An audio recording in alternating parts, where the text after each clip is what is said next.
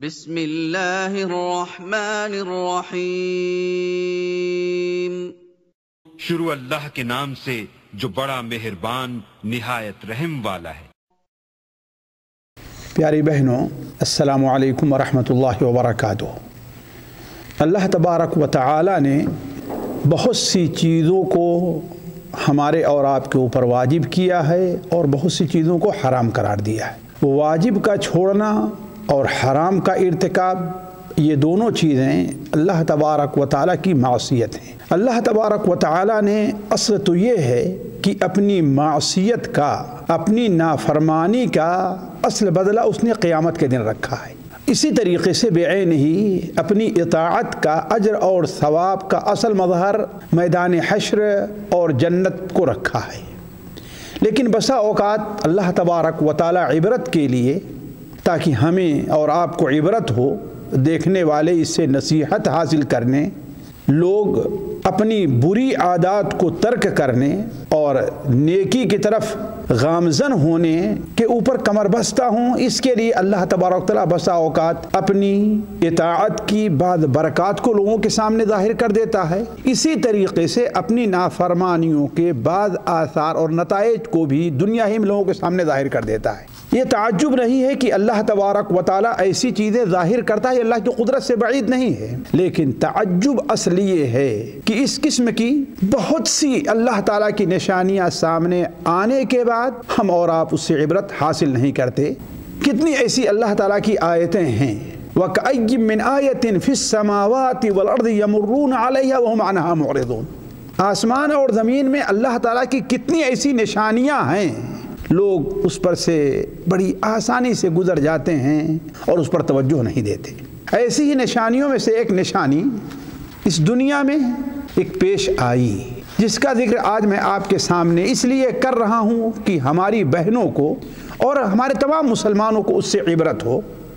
پاکستان سے 15 روزہ ایک پرچہ نکلتا ہے اور بڑا مشہور پرچہ اور معتبر پرچہ ہے الاعتصام، جو اہل حدیث مکتب فکر سے تعلق رکھنے والے مولانا عطاء اللہ حنیف بھوجیانی رحمہ اللہ کی یادگار ہے۔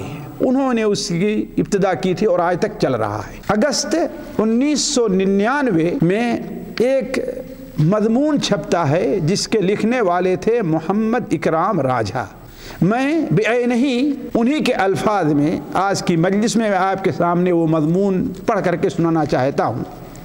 وہ بیان کرتے ہیں کہ ایک زمیندار گھرانے کی صاحب حیثیت عورت ماں باپ کی اکلوتی اولاد تھی اور اسے ورثے میں بہت بڑی جائیداد کے علاوہ ڈھیروں سونا اور نقد روپیہ ملا تھا۔ اسے شوہر اور اولاد سے واجبی سے دلچسپی تھی اور اصل محبت اور شفقت سونے کے زیورات اور نقد کڑکتے نوٹوں سے تھا۔ روزانہ 3 مرتبہ وہ تخلیے میں چلی جاتی اور اندر سے دروازہ بند کر لیتی۔ سمجھایا جاتا کہ وہ لباس تبدیل کرتی ہے، تاہم اس متواتر عادت سے شبہات بھی جنم لیتے تھے۔ چنانچہ ہم لڑکوں بالوں نے روشن دان سے 2-3 مرتبہ جائزہ لیا تو یہ دیکھا کہ بڑے صندوق کا دروازہ کھول کر وہ سینکڑوں رنگ برنگ نوٹ گن رہی ہے۔ ایک کارندے کی یہ ذمہ داری تھی کہ جو نوٹ گنتے گنتے پرانے اور خستہ ہو جاتے وہ انہیں کہیں سے بدلوا لاتا۔ ابھی لوگوں کا بینکوں کی طرف اتنا رجحان نہیں ہوا تھا، یہ تقسیم کے وقت کی بات ہے۔ ان دنوں ہمارے علاقے میں چند لوگ ہی لکھپتی تھے، جن میں سے ایک وہ محترمہ بھی تھی۔ روپے خرچ کرنے میں اس عورت کو سخت کوف تھی۔ کوئی نیک خاتون مشورہ دیتی کہ وہ اپنے نام کی مسجد بنوائے، کنواں کھودوائے یا بیواؤں اور یتیموں کی دیکھ بھال کرے تو یہ سنتے ہی اس کا چہرہ مقدر ہو جاتا اور مشورہ دینے والوں کو مزید کچھ کہنے کی جرأت نہ ہوتی۔ میں نے آخری بار، یہ لکھنے والے محمد اکرام صاحب کہتے ہیں، میں نے آخری بار اس کو غالباً 1968 میں بستر مرگ پر پڑی ہوئی بے ہوشی کی حالت میں سول ہسپتال کے انتہائی نگہداشت کے وارڈ میں دیکھا۔ اس کی نبضیں ڈوب چکی تھیں، سانس رک رک کر وقفوں سے آ رہی تھی، آنکھیں پتھرا چکی تھیں۔ ڈاکٹر صاحب قریب کھڑے تھے صرف اس لیے کہ چند لمحوں بعد اس کی موت کا اعلان کر کے کمرے سے جائیں۔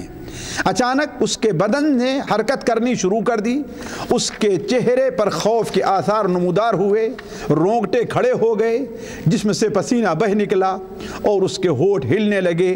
سب لوگوں نے سنا وہ تھرا رہی تھی اور سانپ سانپ کہہ کر اس موذی سے بچنے کے انداز میں ہاتھ پاؤں ہلا رہی تھی۔ کم از کم میں تو یہ مشاہدہ کر کے خوف زدہ ہو گیا، وہ سانپ سانپ کہنے کے انداز میں وہ ہونٹوں کو حرکت دیتے ہوئے اور خوف کی حالت میں بچاؤ کا اظہار کرتے کرتے آخر کار دم توڑ گئی۔ میں نے ڈاکٹر صاحب سے پوچھا کہ طبی نقطہ نظر سے آپ اس کی آخری حرکات کا کیا نام دیں گے؟ ڈاکٹر صاحب نے بھی حیرت کا اظہار کیا اور کہا یہ مشاہدہ ان کی نگاہ میں ایک طبی معجزے سے کم نہیں ہے۔ یہ حرکات اور سانپ سانپ کی آوازیں بلا شبہ ایک میت کے منہ سے نکلی ہیں۔ اس گھڑی بے ہوشی کی حالت میں وہ بول سکتی تھی نہ حرکت کر سکتی تھی۔ اس خبر کو پڑھنے کے بعد میری بہنوں، میرے نبی کریم صلی اللہ علیہ وسلم کی ایک حدیث یاد آئی جو آپ کے سامنے رکھ کر کے نتیجہ اور اس سے سبق کیا نکلتا ہے آپ کے اوپر چھوڑ کر کے میں آج کی مجلس ختم کرتا ہوں۔ حضرت زینب ایک صحابیہ ہیں جو حضرت عبداللہ ابن مسعود کی بیوی ہیں۔ وہ بیان کرتی ہیں، جیسا کہ یہ حدیث سنن ترمذی وغیرہ میں موجود ہے، کہ اللہ کے رسول صلی اللہ علیہ وسلم نے ہمیں ایک خطبہ دیا اور خطبے میں فرمایا یا معاشر النساء، اے عورتوں کی جماعت، تصدقنا ولو من حلیکن، تم صدقہ دو، واجبی ہو یا نفلی ہو، صدقہ دو، مال خرچ کرو، ولو من حلیکن، اگر کچھ نہیں تمہارے پاس صرف زیور ہے تو زیور سے بھی صدقہ نکالو اور خرچ کرو۔ کیوں؟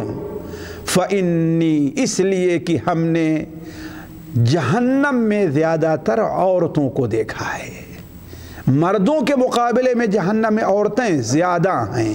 اور صرف یہی نہیں بلکہ بعض احادیث سے پتہ چلتا ہے، علماء کہتے ہیں کہ عورتوں کی تعداد جس طریقے سے جہنم میں زیادہ ویسے جنت میں بھی زیادہ رہے گی۔ یہ اور مجلس کا معاملہ ہے، لیکن یہاں پر صرف یہ حدیث میں آپ کو سنا رہا ہوں کہ آپ صلی اللہ علیہ وسلم نے ارشاد فرمایا کہ جہنم میں ہم نے تمہیں مردوں سے زیادہ دیکھا ہے، لیکن اس کا حل کیا ہے؟ نبی رحمت صلی اللہ علیہ وسلم نے ارشاد فرمایا اس کا حل کیا ہے؟ گویا کہ مال کا صدقہ کرنا، اپنے آپ کو جہنم سے بچانا ہے۔ اسی لیے تو آپ صلی اللہ علیہ وسلم نے اپنے خطبے کی ابتدا کس سے کی؟ اس سے کی کہ یا معاشر النساء تصدقن ولو من حلیکن۔ اللہ تبارک و تعالی ہمیں اور آپ کو اور ہر مسلمان کو جہنم کی آگ سے محفوظ رکھے، جہنم میں لے جانے والے ہر کام سے ہمیں اور آپ کو بچائے۔ والسلام علیکم ورحمۃ اللہ وبرکاتہ۔